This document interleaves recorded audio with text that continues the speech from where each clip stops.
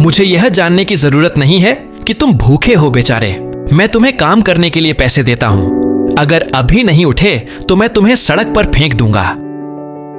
ह्यूगो एक गरीब इंसान था, नम्र लेकिन हिम्मत से भरा हुआ। वह एक राजमिस्त्री का नौकर बनकर भारी भरकम काम करता था, हमेशा खाली पेट। उसके पास पैसे नहीं थे, यहां तक कि रोज की एक रोटी खरीदने के लिए भी नहीं। हर दिन वह धूप, धूल, थकान और अपमान का बोझ सहता। जब बाकी मजदूर अपने डिब्बे खोलकर खाना खाते तो ह्यूगो चुपचाप दूर चला जाता, ऐसा दिखाता जैसे वह किसी काम में व्यस्त हो। उनकी हंसी गूंजती रहती। देखो, वह नौकर जिसे खाने तक को नहीं मिलता। हर क्रूर शब्द पर ह्यूगो का दिल कस जाता, लेकिन गुस्सा करने के बजाय वह घुटनों पर झुककर रात में प्रार्थना करता और भगवान से आगे बढ़ने की ताकत मांगता। उसे विश्वास था कि उसकी कहानी यहीं खत्म नहीं होगी। एक दिन निराशा में दिशाहीन भटकते हुए उसे एक छोटा सामुदायिक पुस्तकालय मिला। पुरानी किताबों के बीच एक वाक्य मानो ईश्वर का उत्तर बनकर उसके सामने आ गया। विश्वास तुम्हारे लिए पहाड़ नहीं हटाता, लेकिन तुम्हें उन्हें चढ़ने की ताकत देता है। ह्यूगो ने काम के बाद पढ़ाई शुरू कर दी। निर्माण योजना, आस्था और आशा पर किताबें पढ़ने लगा।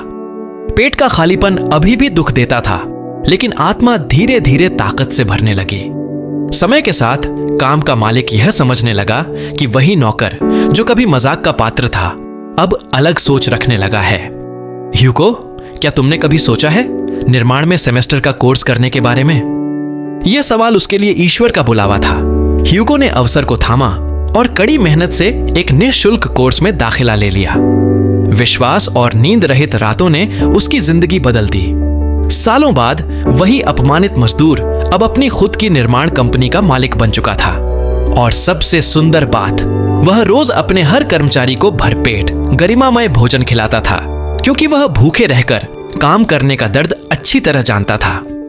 कहानी की सीख साफ है, जब सब कुछ खोया हुआ लगे तो यह अंत नहीं बल्कि किसी बड़ी शुरुआत का संकेत होता है। विश्वास और मेहनत मिलकर सीख को उपलब्धियों में, अपमान को जीत में और सपनों को हकीकत में बदल सकते हैं। अगर आज तुम भूख, दर्द या अपमान झेल रहे हो तो याद रखो, ईश्वर कभी उन लोगों को नहीं छोड़ते जो मजबूती से डटे रहते हैं। ह्यूगो की तरह तुम भी अपनी कहानी दोबारा लिख सकते हो।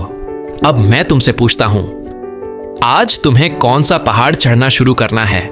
कमेंट में लिखो और इस संदेश को किसी ऐसे इंसान से जरूर साझा करो जिसे फिर से विश्वास करने की जरूरत है।